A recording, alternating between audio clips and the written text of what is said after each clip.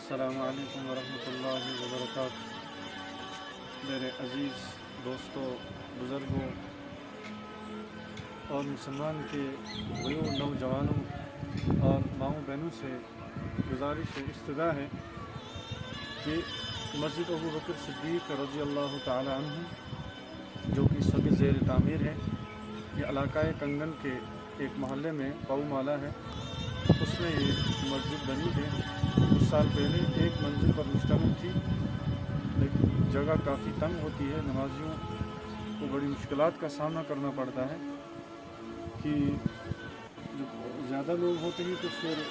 مسجد کے اندر جگہ نہیں ہوتی ہے، جس کی وجہ سے بڑی مشکل پیش آتی ہے۔ تو اس کے لیے ہم آپ کے سامنے یہاں پر حاضر ہوئے ہیں کہ اس مقدس مہینے کے اندر آپ سے گزارش کریں کہ آپ اللہ کے اس گھر کی معاونت فرما کر اللہ کے ہاں یا اجر عظیم حاصل کریں۔ یہ مسجد ابو بکر صدیق رضی اللہ عنہ جو اس وقت زیر تعمیر ہے، ایک منزل ابھی اس کی بنی ہے، لیکن چھوٹی سی مسجد ہے، 2-4 صفیں اس میں بنتی ہے، لیکن اس میں کافی جب لوگ آ جاتے ہیں تو پھر اس میں جگہ نہیں ہوتی ہے، تو بڑی مشکل ہو جاتی ہے نمازیوں کو نماز پڑھنے میں۔ تو اس کے لیے ہم اس مبارک مہینے میں آپ کے سامنے حاضر ہوئے، یہ جان کر کہ ہم اپنے بھائیوں اور مسلمان بھائیوں سے، بہنوں سے یا بزرگوں سے یہ گزارش کریں اس مقدس مہینے کے اندر کہ وہ اس گھر کی معاونت فرما کر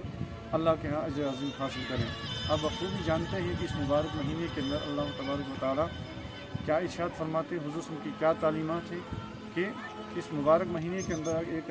انسان اللہ کے راستے میں 1 روپیہ خرچ کرتا ہے تو اللہ اسے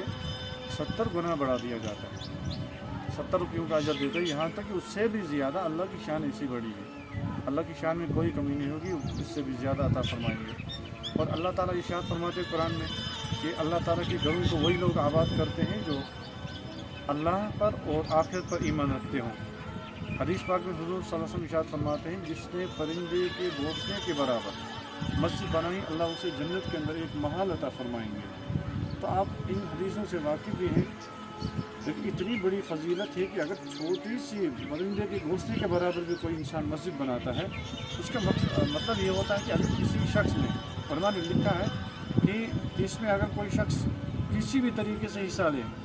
کام کے ذریعے، اینٹ کے ذریعے، لوہے کے ذریعے، ٹین کے ذریعے، باجری کے ذریعے، سیمنٹ کے ذریعے یا کام کرنے کے ذریعے اگر حصہ لیتا ہے،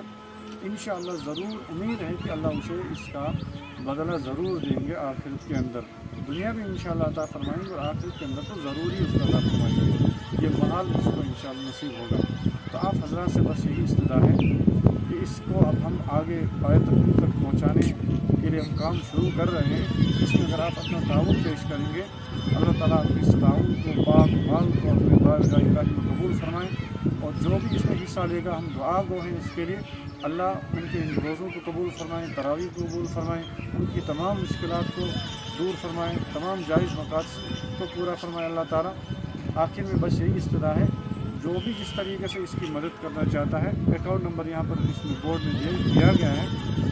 آپ اس اکاؤنٹ کے ذریعے بھی اس کو بائی ٹرانسفر کر سکتے ہیں بینک کے ذریعے،